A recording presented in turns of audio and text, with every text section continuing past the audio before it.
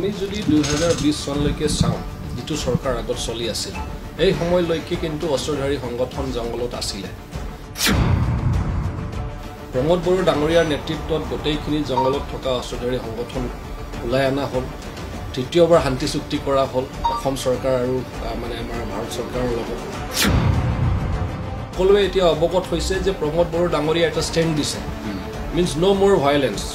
ইয়াত কোনো আৰু হত্যাহিংসা হবলৈ নিদিও মোৰ জনগণক মই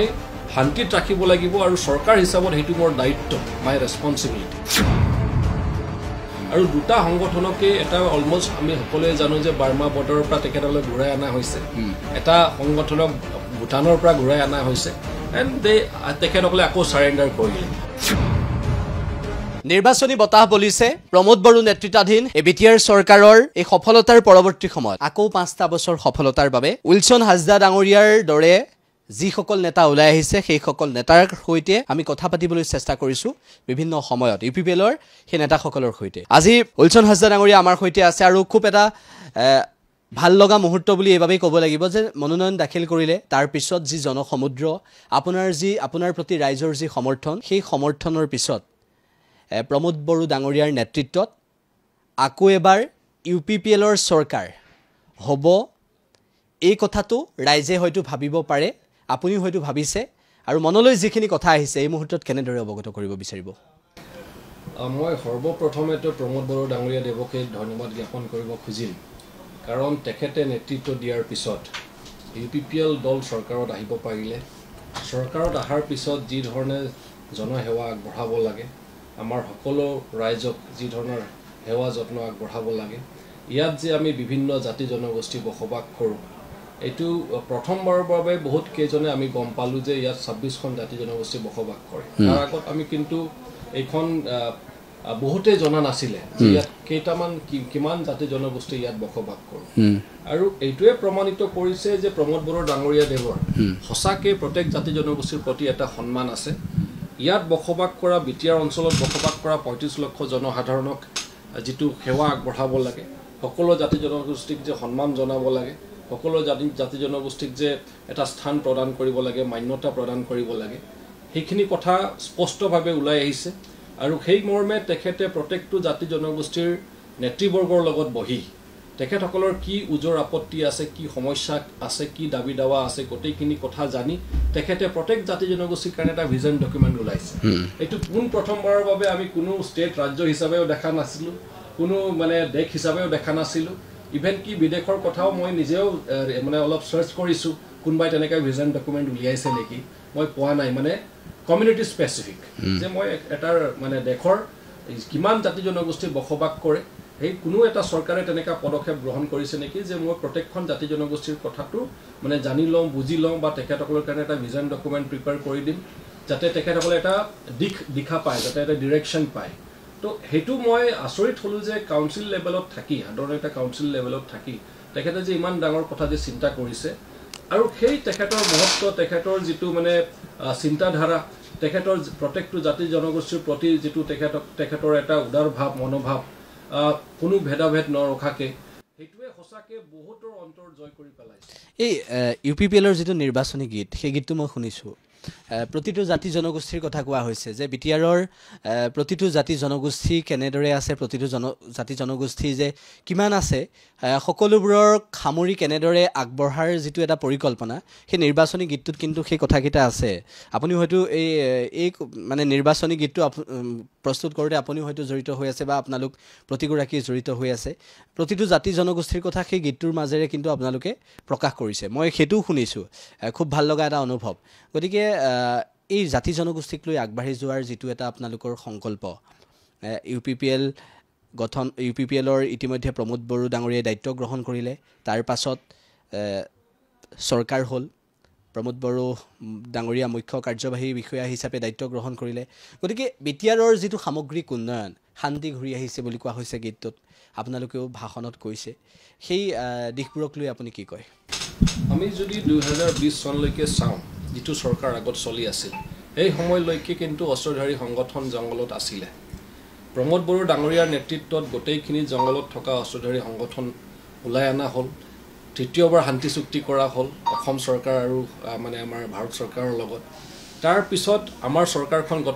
গঠন হ'ল UPPL দলৰ নেতৃত্বত প্ৰমোদ বড়ো ডাঙৰীয়াৰ নেতৃত্বত তাৰ পিছতো কিন্তু দুবাৰ আকৌ প্ৰয়াস চলোৱা হ'ল অস্ত্ৰধাৰী সংগঠন কেইটাক জংগলত পঠাবলৈ যাতে ইয়াত অশান্তিময় পৰিৱেশ সৃষ্টি হয়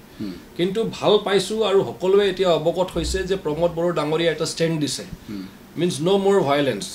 ইয়াত কোনো আৰু হত্যা হিংসা হ'বলৈ নিদিওঁ মোৰ জনগণক মই শান্তিত ৰাখিব লাগিব আৰু চৰকাৰ হিচাপত হেতু মোৰ দায়িত্ব মাই ৰেসপন্সিবিলিটি হেইখিনি কথা তেখেতে বুজি পাই এইখনত কেতিয়াও তেখেতে কম্প্ৰমাইজ নকৰিলে আৰু দুটা সংগঠনকে এটা অলমোষ্ট আমি সকলোৱে জানো যে বাৰ্মা বৰ্ডাৰৰ পৰা তেখেতলৈ ঘূৰাই আনা হৈছে এটা সংগঠনক ভুটানৰ পৰা ঘূৰাই আনা হৈছে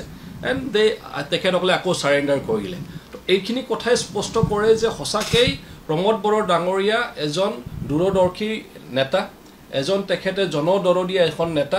আৰু তেখেতে ইয়াত সঁচাকে যে শান্তিৰ পৰিৱেশ যে বিচাৰে তেখেতক সেই কাৰণে শান্তিৰ নায়ক বুলি এতিয়া কোৱা হৈ আছে কাৰণ তেখেতেই এইখন অঞ্চলত শান্তি আনিবলৈ সক্ষম হৈছে আৰু তেখেতৰ জৰিয়তে আমি সকলো জাতি জনগোষ্ঠী শান্তিত বসবাস কৰিছো আমি গৌৰৱ অনুভৱ কৰিছো আগৰ কাহিনীটো আমি সকলোৱে গম পাওঁ কি ভয় অৱস্থাত আছিল কি ভয়ানক অৱস্থা ঘটনাবিলাক ঘটি আছিল জাতিগত সংঘাত হৈ আছিল বিভিন্ন যিবিলাকে আৱাজ উঠাই তেখেতসকলৰ আৱাজ কেইটা কিভাৱে দবোৱা হৈছে কিভাৱে হত্যা কৰা হৈছে বিভিন্ন লিডাৰবিলাকক গোটেইখিনি কথা সকলৰ সন্মুখত একদম জল পটপট স্পষ্ট সেইকাৰণে বৰ্তমান যিসকল সচেতন নাগৰিক তেখেতসকলে নিশ্চিতভাৱে এতিয়া প্ৰমোদ বড়ো ডাঙৰীয়াক সাপোৰ্ট কৰি আছে তেখেতৰ হৈ তেখেতসকলে ওলাই আহি আছে ৰাইজক বুজাই আছে আৰু ৰাইজেও এতিয়া বহুত সজাগ হৈ গৈছে তেখেতসকলে সচেতন হৈ গৈছে আৰু তেখেতসকলে বহুত সংখ্যাত প্ৰমোদ বড়ো ডাঙৰীয়াৰ প্ৰতি UPPL দলৰ প্ৰতি আৰু তেখেতৰ নেতৃত্বৰ প্ৰতি তেখেতসকলে এতিয়া তেখেতসকলৰ সাপোৰ্ট তেখেতসকলৰ সমৰ্থন তেখেতসকলে আগবঢ়াই আছে আৰু এইবাৰ যি চৰকাৰ গঠন হ'ব নিশ্চিতভাৱে প্ৰমোদ বড়ো ডাঙৰীয়াৰ নেতৃত্বতে চৰকাৰ গঠন হ'ব UPPL দলৰ নেতৃত্বতে চৰকাৰ গঠন হ'ব আৰু অহা 5 বছৰটো মই ভাবিম যে সঁচাকৈ আমাৰ বিটিআৰ অঞ্চলৰ সকলো বিটিআৰবাসী ৰাইজৰ কাৰণে এটা সোণালী সময় হ'ব বুলি ভাবোঁ উলচন হাজৰা ডাঙৰীয়া আৰু এটা প্ৰসংগ যে খুব ধুনীয়াকৈ আপুনি কথাখিনি কৈছে যে শান্তিৰ বিটিআৰ কেনেদৰে আহিছে সেই কথাখিনি আপুনি কৈছে শ্ৰীৰামপুৰৰ ৰাইজৰ সৈতে আছে আপুনি দীৰ্ঘদিন ধৰি ৰাইজৰ হৈ কাম কৰি গৈছে এইবাৰ ঘূৰি কেনেকুৱা লাগিছে প্ৰথম কথাটো হ'ল যে মই আগত নিৰ্বাচিত হৈ অহা নাছিলোঁ মই মনোনীত হিচাপত মই MCলে দিয়া হৈছিল তাৰপিছত প্ৰমোদ বড়ো ডাঙৰীয়া এটা আস্থা বিশ্বাস মোৰ ওপৰত প্ৰকাশ কৰি তেখেতে নিৰ্বাচিত নোহোৱা মই নোহোৱাত আছিলোঁ কিন্তু তথাপিও তেখেতে মোক EM পদখন তেখেতে প্ৰদান কৰিলে তো সেইখিনি প্ৰদান কৰাৰ পিছত মই এটা সুযোগ পালোঁ বিভিন্ন জাতি জনগোষ্ঠীৰ মাজত কাম কৰিবলৈ গোটেই বিটিআৰ অঞ্চলত কাম কৰিবলৈ আৰু মোৰ নিজৰ সমষ্টি জন্ম সমষ্টি যিটো শ্ৰীৰামপুৰ ইয়াতো কাম কৰিবলৈ এটা সুযোগ পালোঁ আৰু এটা জাতি জনগোষ্ঠী হিচাপত যেহেতু মনোনীত হৈ আছিল তো মোৰ বেছি দায়িত্ব তেখেতে প্ৰদান কৰিছিলে যে পাৰ্টিকুলাৰ এটা কমিউনিটিক লৈ তুমি গোটেই বিটিআৰত কাম কৰিব লাগিব আৰু সেই হিচাপত যেটো পাৰ্টিকুলাৰ স্পেসিফিক এটা কমিউনিটিক লৈ মই কাম কৰিলোঁ তেখেতৰ আশীৰ্বাদত ক'ব লাগিব যে কেইটামান ইতিহাসিক কাম হৈ গ'ল আৰু সেই কাৰণে আমাৰ জাতি জনগোষ্ঠীৰ কৃতজ্ঞতা এই সময়তে কিন্তু বিজ্ঞানে বিটিআৰক কিন্তু চুই গ'ল ভালদৰে আৰু আমি চাইছো যে বিভিন্ন প্ৰকাৰে ইয়াত আমাৰ এইখন অঞ্চলত এডুকেশনাল সিনাৰিওটো যদি আপোনালোকে চাই আগত গোটেই অসমত অলমোষ্ট লাষ্ট পজিশন বা ৰেংকত থাকি আছিল আমাৰ ডিস্ট্ৰিক্টছ কেইটা কিন্তু প্ৰমোদ বড়ো ডাঙৰীয়াৰ নেতৃত্বৰ পিছত আপোনালোকে চাব যে বাক্সা আমাৰ চিৰাং তেখেতৰ তামুলপুৰ গোটেই ষ্টেটৰ ৰেংকিঙত টপ ৰেংকিঙত আহি আছে বা টপ ৰেংকত আহি আছে তো এইটো তুমুল পৰিৱৰ্তন এটা আহিছে আমি যিমান বেষ্ট ইনষ্টিটিউট আছে য'ত বেষ্ট মডেল আছে এডুকেশ্যনৰ কাৰণে সেইখিনি তেখেতে নিজে অধ্যয়ন কৰে নিজে আমাৰ অফিচাৰ্ছ বিলাকক পঠিয়ায় আৰু তাতে পঠিয়াই তেখেতসকলৰ লগত MOU সাইন হৈছে বহুতকেইটা সংস্থাবিলাকৰ লগত আৰু সেইবিলাক আমি ইয়াত লোকালি ইমপ্লিমেণ্ট কৰিবলৈ যত্ন কৰোঁ প্ৰয়াস কৰোঁ যাতে কোৱালিটি অফ এডুকেশ্যনটোত কোনো কম্প্ৰমাইজ যাতে নহয় আৰু সেই মৰ্মে বিজ্ঞানৰ ওপৰত বিশেষ গুৰুত্ব প্ৰদান কৰা হ'ল এইটোৰ কাৰণে কাৰণ আমাৰ চৰকাৰ ফালৰ পৰা আমি UN ব্ৰহ্ম ছুপাৰ 50 এটা মিছন যেটো লঞ্চ কৰা হৈছিল সেইখনত UPSCক 50 জন APSCৰ কাৰণে 50 জন মেডিকেলৰ কাৰণে 50 জন আৰু ইঞ্জিনিয়াৰিং কাৰণে 50 জন তো এইটোত আমি চালু যে ইঞ্জিনিয়াৰিঙত বহুত কেইজন আমাৰ সিটটো খালি থাকি যায় তাৰমানে কম্পিটেন্ট তেনেকা ল'ৰা ছোৱালীবিলাক ওলাই নাহে ৰিজনটো কি তেখেতসকলে মানে আমাৰ এইখনত ইমান ইণ্টাৰেষ্ট নাই মেথছত বা ছায়েন্সত ইমান ইণ্টাৰেষ্ট নাই তো সেইকাৰণে আমাৰ মেথছৰ প্ৰতি ছায়েন্সৰ প্ৰতি আমাৰ এটা মিছন আকাৰত মিছন মোডত আমি কাম কৰিব লগা হৈ গ'ল এতিয়া চালোঁ যে এটা ডাঙৰ তুমুল পৰিৱৰ্তন আহি আছে লাহে লাহেকৈ আৰু এটা ইণ্টাৰেষ্ট আমাৰ ল'ৰা ছোৱালীবিলাকৰ আহি আছে আৰু ছায়েন্সৰ ৰিজাল্টটো আমি যোৱাবাৰ চালোঁ যে আমাৰ তামোলপুৰ বা বাক্সা এটা ভাল ৰিজাল্ট কৰিলে গোটেই অসমত এগৰাকী শিক্ষিত অধ্যয়নশীল ব্যক্তিয়ে যেতিয়া ৰাজনীতিৰ পথাৰত ভৰি দিয়ে সেই ব্যক্তিগৰাকীৰ জৰিয়তে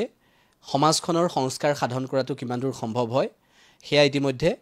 উইলছন হাজদা ডাঙৰীয়াৰ বক্তব্যত স্পষ্ট হৈ পৰিল আপোনাৰ যি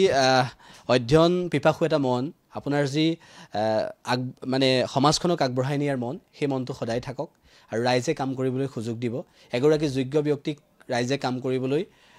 ভালদৰে কাম কৰিবলৈ সুযোগ দিয়াটো ৰাইজৰ দায়িত্ব ৰাইজে দায়িত্ব সেই পালন কৰিব তেনেদৰে প্ৰমোদ বড়ো ডাঙৰীয়াই পালন কৰিছিল গতিকে নিৰ্বাচনৰ এই ধামখুমীয়াৰ মাজত উইলছন হাজদা ডাঙৰীয়াই আমাক এইখিনি সময় দিছে তেখেত খুব ব্যস্ততাৰ মাজেৰে আছে আৰু মনোনয়ন দাখিলৰ পিছতো তেখেতৰ বাসগৃহলৈ বা তেখেতৰ কাষলৈ যিসকল সমৰ্থক আহিছে সেই সকলকো মাত এষাৰ দিছে সকলোৰে সন্মুখত হাঁহি মুখেৰে এষাৰ মাত দি তেখেতে সকলোৰে সৈতে সবিনয়ে যিখিনি কথা কৈছে সঁচাকৈ অনুপ্ৰাণিত কৰিব এগৰাকী ৰাজনীতিক কেনেকুৱা ধৰণৰ হ'ব লাগে আমি UPPLৰ যি কৰ্মপন্থা UPPLৰ যি কাৰ্যপন্থা UPPLৰ বিগত সময়ছোৱাৰ যি কাৰ্যপ্ৰণালী আমি সকলো দেখিছোঁ গতিকে আপোনাৰো উত্তৰ ৰাজনৈতিক উত্তৰ কামনা আমি নিশ্চিতভাৱে কৰিছোঁ